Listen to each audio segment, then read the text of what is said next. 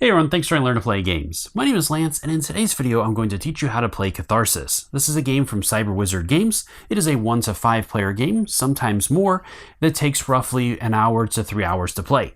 This is a fully cooperative game, so all of the players are working together to bring down whichever boss they've selected, and this video is going to work for both the Catharsis base game and the Divine Wrath expansion standalone game. So in the video, I'm going to teach you how to play starting with components, setup, player turns, and in-game conditions. I am going to go through all of the different sequences, and I do want to point out that all of the different bosses work a little bit differently. So I may do some videos covering each of the individual bosses as well. If you'd like to see that, let me know in the comments down below. So with this is going to give you the main structure of the game, but keep in mind as well with the bosses, some of them will change that structure up where some of the bosses you're simply going to be in one long battle. Other bosses will have other things. So some of this stuff may change, and that is all going to be outlined on the boss cards that you'll have for whichever boss you've selected. So as always, if you find my videos helpful, if you like what I do, please consider hitting that like button and subscribe to my channel. It's one of the easiest ways you can support channels like mine so we can continue to grow, build, and produce this content.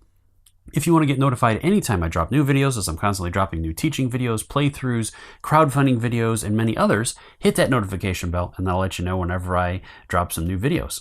Also, let me know in the comments down below if there's anything else you want to see around this. I've done a couple of playthrough videos, which I'll have in the description below, but let me know. I'd love to hear from you, and let's go ahead and head to the table and I'll teach you how to play. Throughout the game, each player is going to be playing one or more characters. So I want to start by going over the character deck. So each character is going to have its own deck of cards that are going to consist of a role card. You may have setup cards with your character, and you're going to have a deck of up to or potentially more than 20 cards for your character's deck. And this is going to vary based on each character. So I want to start by going over the character role card. So on the back side of each character's role card, you're going to have a number of pieces of information. First, at the top of the card are any abilities or references to tokens or whatnot. With Jaden, he uses Spore tokens, which states at the start of each round, all monsters, bosses, and players suffer damage equal to the number of Spore counters on them. You count as having 3 fewer Spore tokens for this effect. So you're going to suffer the effects as well. You're just going to count the number of Spore tokens you have as 3 fewer than you actually have. In the core game, you're going to have player tokens that you'll use to count as this. If you have Divine Wrath, you'll have Spore tokens, which are on the backside of burn tokens. From there, then, you're going to have an always active ability, and this is always going to be active whether the role card is face up or face down. And you're simply going to carry out the effects of that. So with this one, it says at the end of the combat, you may reduce the number of Spore counters on yourself by up to 1. Then you're going to have the name of the character and his role, as well as a passive ability, which is only going to be able to be used when this card is face up. If it's face down, then this ability will not be able to be used. And you're simply going to carry out the effect of that ability when the conditions are met. Finally, at the bottom of the card is going to be a flip ability, which will have you flip the card over, but it is a more powerful ability. So when the card is flipped over, you will not have access to your passive ability, but again, the flip ability can be very powerful and can help you in certain situations. And you can always spend a morale at certain points, which I'll cover this a little bit later, to flip this roll card back over and give you access to all this again. The rest of a character's deck is going to be comprised of power cards, and each power card is going to have 2 abilities on it. Each ability is going to have a cost that you must spend in dice to activate, and once you do, then you'll carry out the effect of that ability. Underneath that is going to be any flavor text for that ability. In the middle of the card will be the card's name, then a second ability, again its effect, and any flavor text for that. Now, when activating an ability on a power card, you can only choose to activate one of the abilities. Some abilities will have a choice, so you can choose to spend that combination of dice or this combination of dice to activate that ability. But if I choose to activate one of these abilities at the bottom, I cannot activate the ability on the top. And same in reverse. If I choose to activate the top ability, I cannot activate the bottom ability. Once an ability has been activated and it has been resolved, you're going to exhaust the card by flipping it face down. Now, some characters might have other effects where you might not exhaust the card, but again, this is going to be based on the character. From there, let's go over the numbers or symbols real quick. So some abilities are going to have the letter A on them, which means that you're going to have to spend one or a pair or more of the dice of that number. So for example, with the A's here, I could choose, if I had a pair of ones, I could spend that pair of ones to represent those A's, and then I would also need to spend a 2. And each one of the characters is going to have different symbols as well. Now the dice are going to be numbered 1 to 6, and then you're going to have different symbols such as wilds that you can use any of the different dice that you have to represent that. And there's more of these that'll be referenced as well. The other important note with this is some characters will also have B's on there. So you might have a pair of A's, for example, and a pair of B's. When you have two different letters, you're going to have to use two different numbers. So for example, with the A's, I could use 1s, and for the B's, I could use 3s, for example. You just need to meet the requirements of that. Or if you have 4 A's, again, that would mean that you would have to have 4 of the same number that you would spend to activate that ability. Next, during setup, you're going to choose a boss you wish to face, and each one of the boss's decks is going to work a little bit differently and will become more and more complex as you make your way through the different decks. For this example, I'm going to be using the Corrupted Horse, as that has all of the basics in it, as this is the starting recommended boss. And then from here, the bosses will get more challenging or introduce new rules or change rules or whatnot. So keep that in mind as you watch. From there, then, a lot of the bosses are also going to have a setup card. Again, the Corrupted Horse does not, but if a boss has a setup card, you're simply going to follow directions on that setup card, and that will list any modifications to the core rules, any other setup things you need to handle, or any other effects for that boss. From there, then, I want to cover the different types of cards you're going to find in a boss deck. And again, this is going to vary based on the boss, as some bosses will not have all these different types of cards. Those types are going to include monster cards, event cards, trap cards, special cards, and finally boss cards, with some bosses even having different difficulties of boss cards, such as an easy boss or hard boss mode. From there, let's get into the cards themselves. So at the top of each card is going to list the type of card it is and the name of that card, followed by some flavor text to set the mood. And with monsters or the boss, you're going to have a health gauge based on the number of players playing. If you have one player playing, for example, with the land leeches, it'll have 13 health. 2 players, it'll have 20. 3 players, it'll have 27. And finally, at 4 players, it'll have 34. Then with monsters, you're going to have the effect you'll carry out, for example, with damage or other types of attacks that that monster will do during its turn, or abilities that that monster has. Next, I have trap and event cards. These are things that are going to happen to the party as they journey towards the boss. Players may not use their powers when a trap or event is revealed, and traps are deadly challenges the players are going to face, while events tend to be beneficial or neutral. Sometimes traps or events are going to offer the party a decision, such as a dice roll or effect that the player is going to have to resolve, or players are going to have to resolve. If there's a choice, the players can decide this, and if the players cannot decide it, then they can roll dice or do anything else to determine how the effect is going to be handled. Some effects are also going to have the slashes, just like the monster's health, where it's going to be based on the number of players that are playing the game. Even players that are eliminated are still going to count for this. So if you're playing a 3-player game and one of the players was eliminated, you're still going to reference it as a 3-player game. The next type of card are the special cards. Again, at the top, it's going to list the name of the card along with any flavor text that the card has. And with special cards, they are going to provide the players normally with an opportunity to gain a powerful card in exchange for discarding some of their power cards. And with this, if a player chooses to carry this out, they'll follow the directions on there. And then this is going to give them a power that when they activate, again, just like any other power, it'll be exhausted, and the player will have to unexhaust that card to use it again. And the final type of card you're going to run into is the boss card itself, and this is the big bad. This is what you're all been working your way through the adventure to face. And this one is going to list the name of that boss, along with, again, flavor text, and its health, again, which is going to be based on the number of players playing the game. Finally, it's going to have any special rules and damage that that boss will do, or any other effects that that boss has that you'll carry out during that step. The last component I want to go over is the morale board. Most of the boss cards are going to list where the players are going to start on this with their magnetic token being placed on there. If not, you'll start at the beginning of this track. Throughout the game, players are going to need to unexhaust their cards and their rolls. In order to do that, they're going to spend a morale to do that, and that'll let all the players unexhaust all of their cards and their roll. There are also going to be boss effects that are going to cause the players to lose morale throughout the game.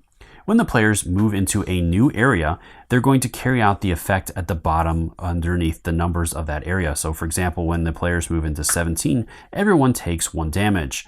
And this is only going to be carried out once for that area. Now, if the players regain morale, so let's say the players go back up to 18 and then later on go back into 17, they're not going to carry out that effect again.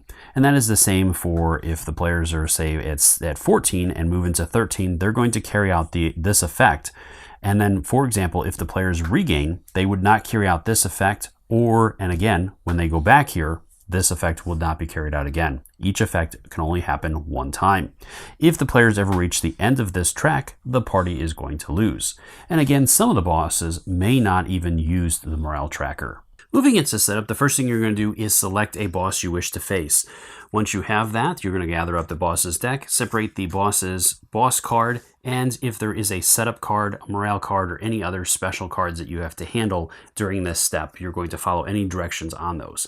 I've selected the Corrupted Horse for this demo, and with this guy, he is super simple. You just place the boss card at the bottom, and then you're going to shuffle up his boss deck and place that right on top of that boss card to get his area started. Now, like I said, each of the other bosses might have special setup instructions or might add additional things to this. All right. From there, then each player is going to choose a character that they wish to play and gather up that character's deck. Go ahead and take that character's roll card, and if the character has a setup card, go ahead and follow any directions on that. So for Jaden here, I have his roll card, so I'm just simply going to place that face up in his area. Next, go ahead and shuffle up the player deck. And you're going to go ahead and deal out 6 power cards from this. Those are going to be your starting power cards. So there's 1, 2, 3, 4, 5, and 6. The rest of the cards can create a deck that you'll place off to the side. I usually put mine right underneath my roll card. And then you're going to place the rest of these out face up.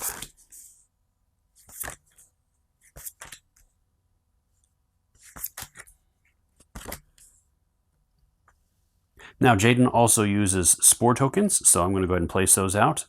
For this example, or for this teaching video, I am using some of the components from the Divine Wrath expansion, so just keep that in mind, such as the spore tokens are actually the backside of the burn tokens, and those are from the Divine Wrath. Otherwise, if you don't have that and you just have the core game, there are other player tokens that you're going to use to represent that for all of those different things.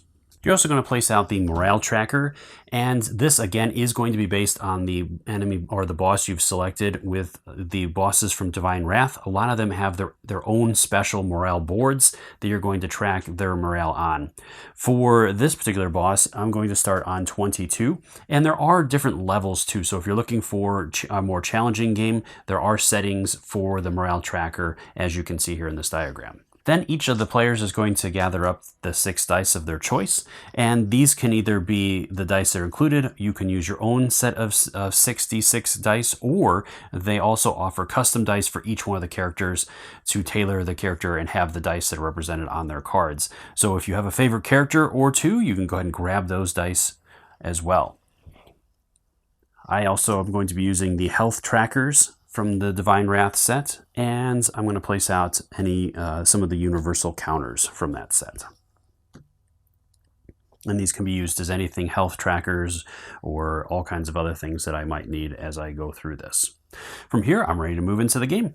Catharsis is played over an undefined number of rounds. During each round, you're going to go through a number of steps in order, starting with drawing a boss card and resolving the effects on that card if it is a trap, event, or a special card. If it is a monster or the boss card, you're going to enter into combat rounds where you're going to continue to go round after round in combat until either the enemy is defeated or all the players are eliminated. This is going to continue going until either all the players are eliminated or the boss has been defeated, in which case then the players will win. Now this structure is dependent upon the boss that you play, as some of the bosses, especially in Divine Wrath, are going to change up this order where some of the bosses will only have combat rounds where you're simply going to have one long combat that you're going to be working through all kinds of different enemies and the boss itself, or other things will change up this sequence. So just reference the card that your boss has for any special instructions or changes to this sequence. Each round is going to start by you drawing the top card of the boss deck. If it is an event, a trap, or a special, you're simply going to follow the directions on the card and resolve any effects or take any tests that you need to do to resolve that card. Once the card is resolved, then the players can choose to spend a morale to refresh all of their abilities and their rolls if they choose to, and then you're going to draw the next card moving into a new round. So let's look at an example of this. Let's go ahead and draw the top card, and it is an event card. So this one is Scouting. From there, then you can go ahead and read through the flavor text to set the mood and find out what you're actually doing with this. And then you're going to handle the effects. So this one says, reveal the top 3 cards of the boss deck. The party may choose to remove any number of these cards by paying the cost listed below. Return the remaining cards in any order. So 1 card, deal 2 damage per player, and 1 morale damage. If you choose 2 cards, you're going to deal 4 damage per player and 2 morale damage. And if you go with all 3 cards, it's 6 damage per player and 3 morale damage. So I am just going to, let's see, reveal the top 3 cards. A party may choose to remove any number of these cards. So I can choose any number. So I could do none if I wanted to. And I think that's what I'm going to do. So this is simply going to be discarded. And then again, once I've resolved the card, I can choose to take a morale damage by reducing and moving it down. And then I can refresh all of my abilities on all of my players as well as the roll cards, which right now my players are fresh still. They have not done anything, so I am not going to choose to spend a morale. Now, one thing with morale is that you want to be a little mindful of it, but don't be too scared to use it as well. It is very important to keep your characters fresh and being able to use their abilities and also being able to take some damage.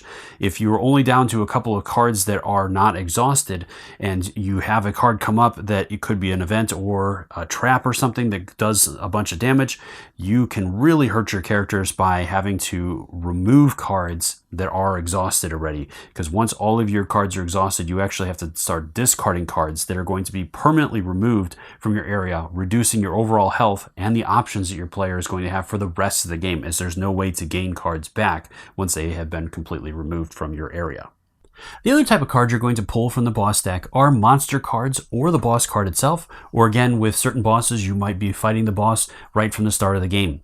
So when these happen, you're going to enter into combat rounds. And during combat rounds, there are 5 steps that are going to be done in order. These steps are the start of round, player activation, where the players are going to get to roll their dice and activate their abilities, and all players are going to handle this simultaneously. Then you're going to enter into the enemy activation, where the enemies are going to activate. You'll resolve any abilities or effects that those enemies have. Then you'll move into the refresh, and finally end of round effects. And this is going to continue cycling through combat rounds until either the players have defeated all the enemies they're facing, or all the players have been eliminated. And I'm going to go through each one of these steps in more detail to show you how all this works. All right, so let's look at an example of combat and go through all these steps. So first I'm going to draw the top card, and it is a monster card, which is the Dust Devil. With this, you're going to go ahead and read the flavor text to kind of set the mood again.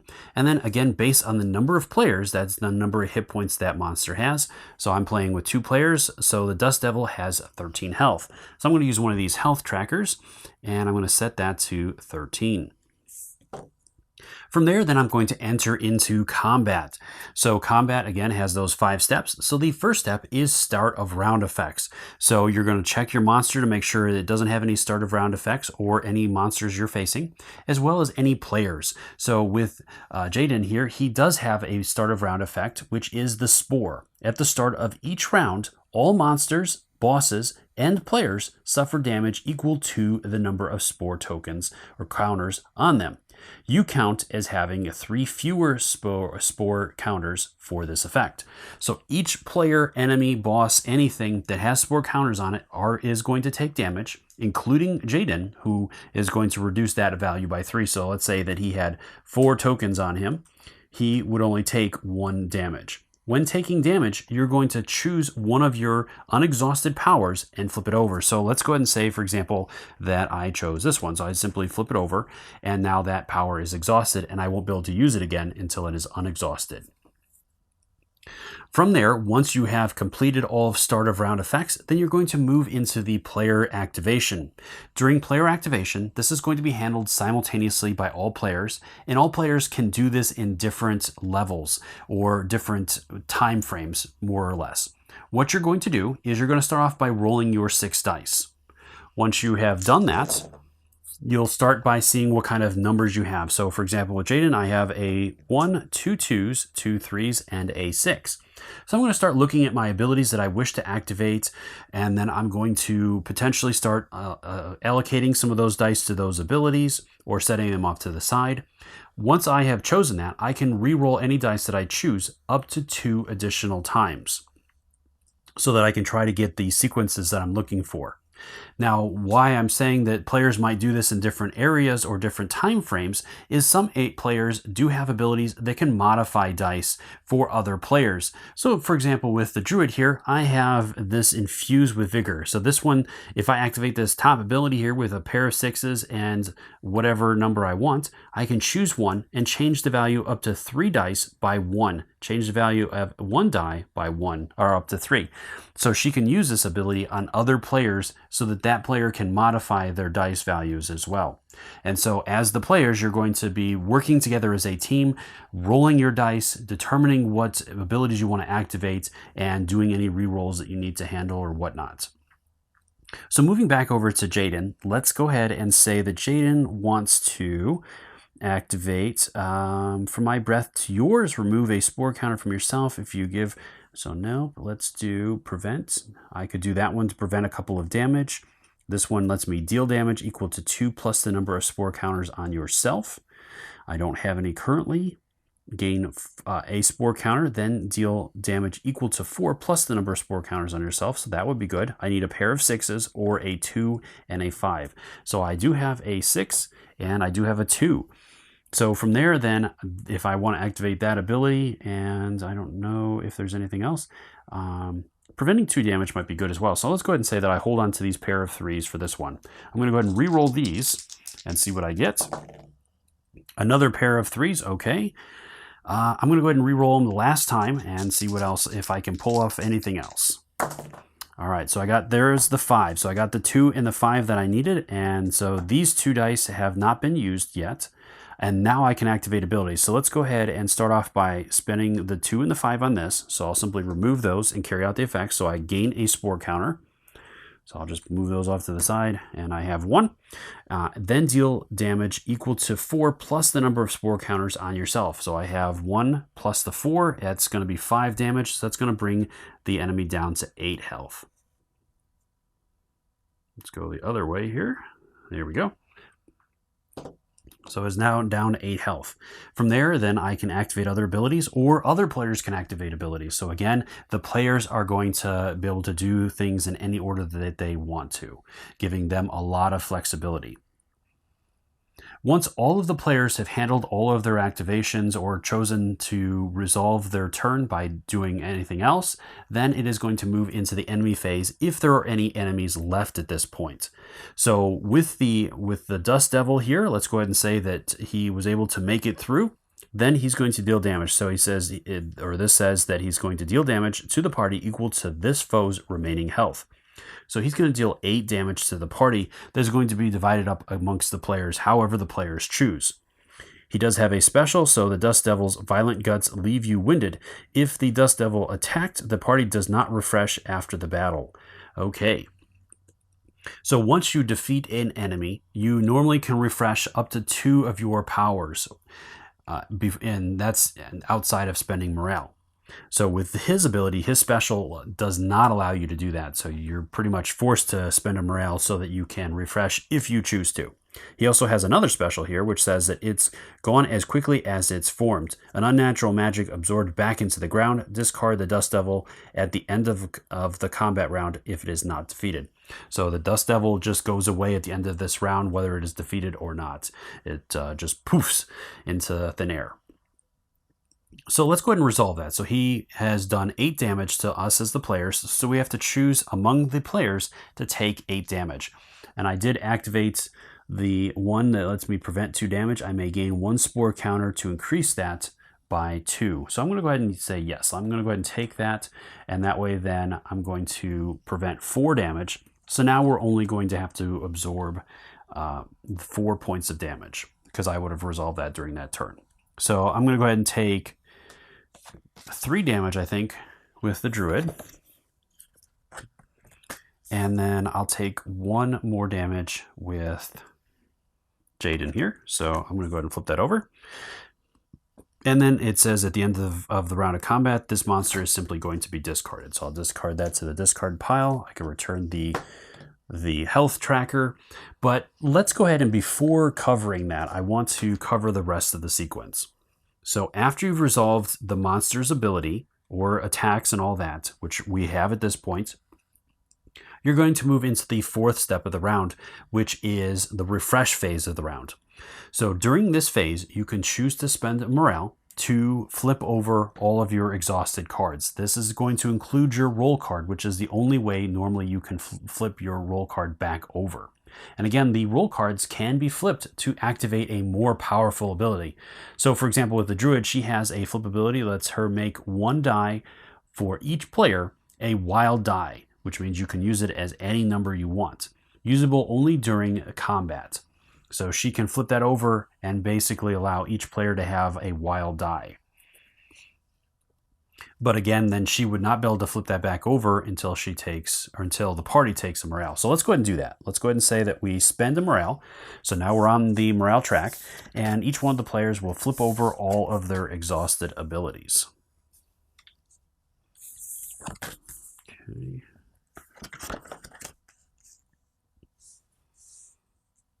All right. Once you have chosen to do that, which this is an optional step, you do not have to do this, then you're going to move into the final step of the round, which is going to be end of round effects. So if there are any effects that happened or triggered at the end of the round, which again will be based on the monsters or boss or players you're using or characters you're using. So with, I think Jaden might have something here. So always active at the end of a combat, you may reduce the number of spore counters on yourself by up to 1. So that's the end of combat. So that's a little bit different instead of end of round. So I guess, again, at this point, then the Dust Devil is simply going to leave. And so that is going to end combat. So again, with Jaden, I can choose to remove a spore counter from his ability. And that is going to end that round of combat. Now, if the enemy was still alive, then we would go into a new round of combat, going through that full sequence of steps again. And this is going to, again, continue until either the enemy has been or enemies have been eliminated, or all of the players have been eliminated. So now that I've covered combat, I do want to go into a little bit more detail about a number of different features on our player boards and all of that. So first off, during combat, when you're doing player activation, again, the players are going to do this simultaneously. When a player chooses to activate an ability on their card, they can only activate either the top ability or the bottom ability and resolve that card, and then it's going to be exhausted unless the card specifically says otherwise. There are certain cards that will not be exhausted, and those are going to have information on the card that specifically says that.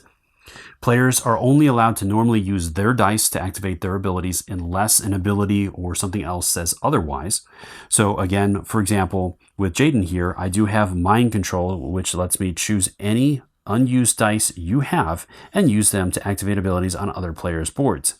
Give a spore counter to anyone whose power you use this ability on. So Jaden, again, is the exception to the rule, where normally you cannot use your own dice to activate other players' abilities or give players other dice. So all your dice are normally just for you.